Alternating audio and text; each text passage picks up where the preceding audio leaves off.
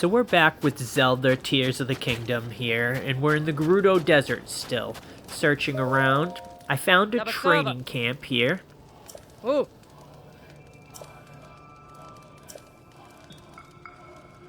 Oh.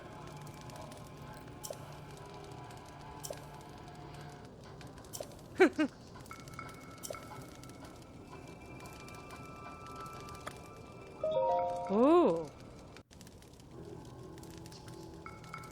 It offers a desert race. You can pay to have a race. To be honest, I haven't even tried it yet.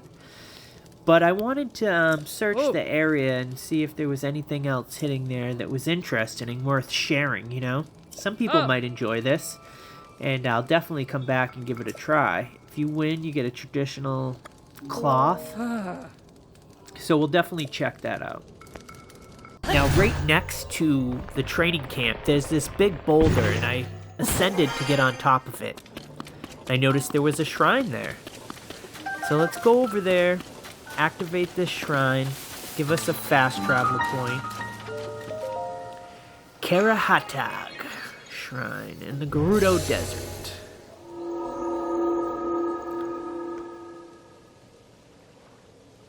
Since we activated the shrine, we might as well go in and complete it. Showing the location here for everyone, so it's easy to find if you still need to find it and knock it out on your list. Here as we head into the shrine. As you can see, it's called Drifting Flame. Use the burnt arrow to shoot this little upside down statue device, which opens the door. Then we're gonna head on in and climb up this ladder. Oh, I grabbed the arrow real quick. Don't want to waste those, that's for sure. This platform, as you can see, drops the level down. So you leave a weapon or something on top of it, and it holds down the sensor, allowing the platform to drop down, and you can get the chest right here. I cut out the video of the chest only because it was, when we recorded, it was half a clip, but basically it's a shield, I believe, and it was like a 23. It wasn't strong enough for me to keep at the time. I go over here, I grab the flame candle, place it there, and then I go back up and I take out my weapon so I can drop the platform again. Now basically what this did, when you drop the platform, you can see that these 3 candle-like sensors that you have to shoot, they actually only come down when you drop the platform. So you use that candle to light your arrows or fuse fire to your arrow, and then light these 3 pedestals there. When you do that, it opens up the exit, completing the shrine. Collect the arrow that I can, climb back up to the top and grab my weapon, and then head on over to the exit, and we got another completed shrine.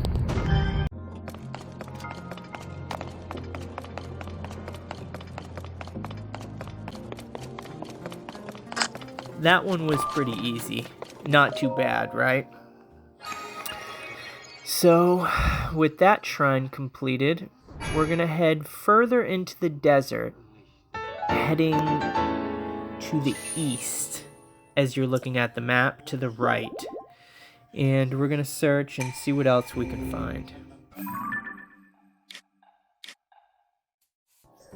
Sorry for the drift on my controller. I have 2 sets, and one of them that I'm using is messed up. Alright, you all know the sign, little quests.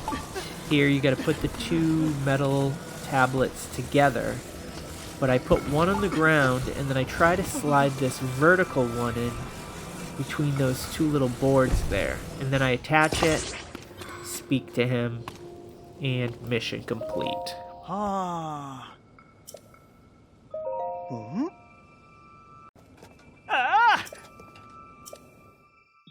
Now this sign, guy, is right below the shrine, so it's right next to the training camp and that shrine that we just completed.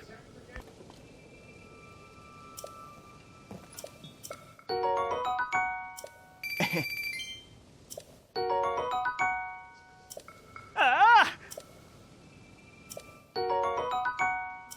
Whoa!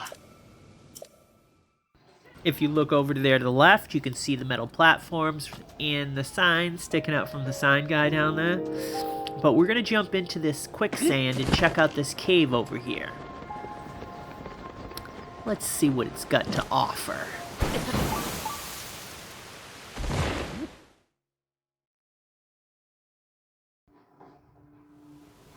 I love how much work they put into this game. Amazing.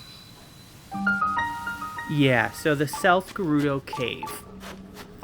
Obviously, we're going to try to find our way out here. Usually, not always, but the blue rocks are a good sign for the direction that you need to head in to find what you're looking for in these caves. Now, it doesn't mean you can't find anything behind the other brown rocks, and I always like to start and see what's in these caves. And behind these ones, we find some gems here. I love mining for the gems. You can sell them, you can use them to fuse. You can actually make a lot of money off the gems, especially in Gerudo town. Go over there and you can sell them. Let's see what else we got behind here.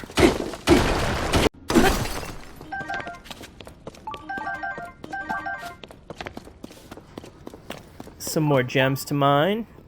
Collect some light bulbs as well. You see this rock structure up here? People might even miss this. If you're one of the players that has their camera looking down, you may have missed this. Yeah, I don't think I'm going to be able to bang this out right here. Might as well just drop down and pull out a bomb. We're going to head on through and see what we got on the other side. Get rid of this enemy right here and collect what else is in the room.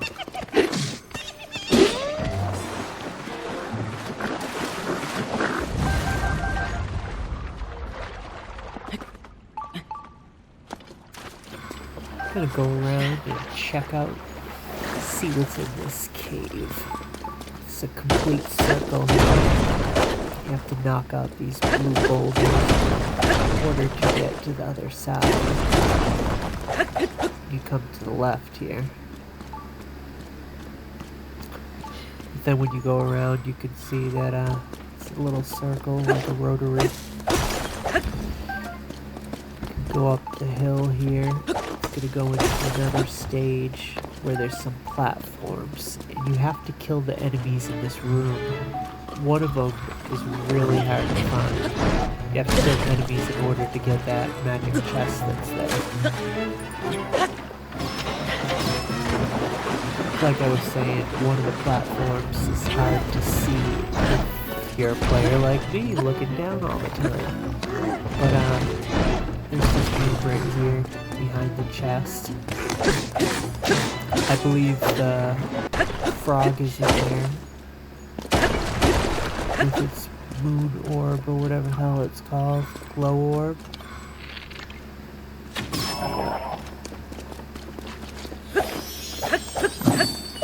Some more ore in here to mine. Bubble gem, that's it.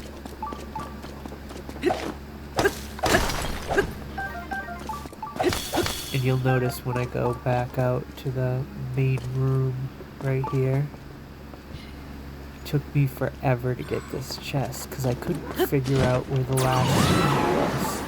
There's a platform right here above my head, but then there's another platform above this one too, but it's off a little bit, so I couldn't tell. Kept missing it. I don't know if this is the clip where I even find it or what. I think I went back down and came in after. Yeah. I didn't find it till I came back in. That's why I make a bunch of cuts in the recording. And I know obviously this video is kind of boring and there's not much going on, but the desert is kind of boring, period. There's not a whole lot going on, so I figured I'd record the little that is going on that was of any interest.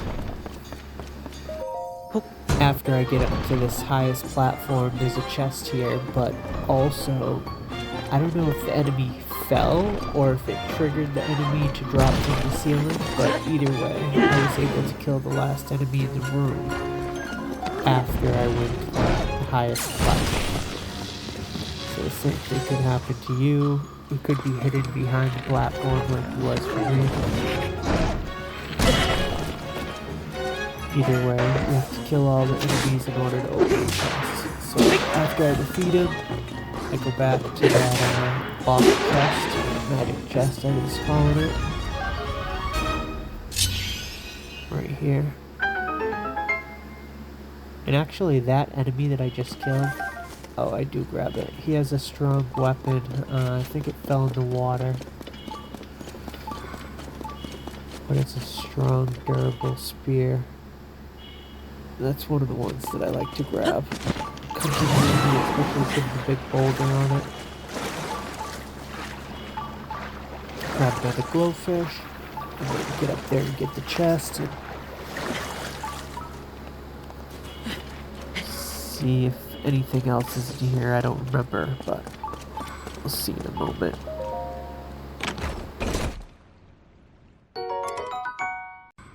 After walking around endlessly, I finally figured out I gotta exit. I go back towards the way that I came in, and originally I thought there was only one hole in the ceiling where the sand comes down, but this is actually a second one. In one of them, you're able to ascend back up, which was this one that I'm doing right now. In this next scene, it's gonna be all map. There's 3 spots. The spot that I'm on, the shrine spot right there, and then finally I make it to the chasm. These are the 3 spots that I'm going after this map ends, and then I go into the chasm, which is the depths. You'll see where I land right there. Oh, and in the depths I go down to the light and end the video.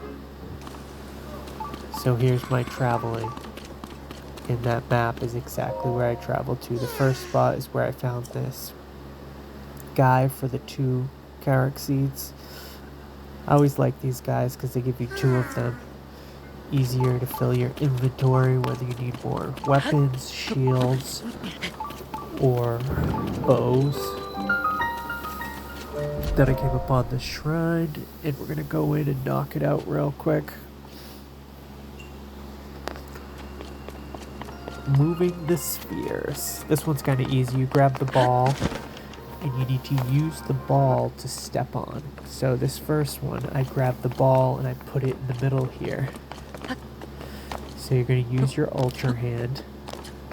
Took me a minute to figure out what the heck was going on, but you grab it with the ultra hand, bring it down,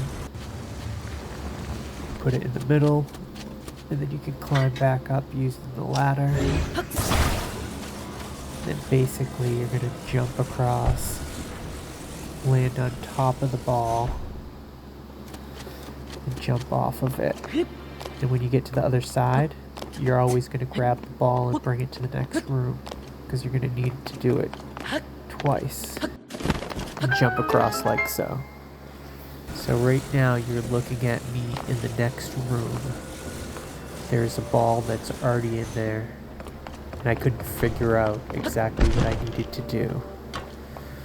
So I'm trying to see if there's any way to get over there with using just the ball in here. As I go around the corner here, I find a room. They need to break the wall. There's a chest. So if you want to get every chest in the shrine, you need to make sure you complete the shrines that have a chest in them. On the map, they show the chest. So now I'm taking the ball from the first room, hooking it to the ball in the second room, and putting these 2 balls in the pinnacle so it stays. That little triangle pinnacle there. And then I'm jumping onto the ball. When I get to the other side, I'm going to do the same thing. I'm going to grab those balls, hook it to the ball that's already in this third room, and then put the balls up on the side like a ladder. so I can jump onto the balls and climb up to the exit and complete the shrine. That one was easy. After you take a few minutes to use your common sense. When you're trying to speed through them though, sometimes it's just like, what the heck am I supposed to do here? Can't figure it out. Alright, another completed shrine.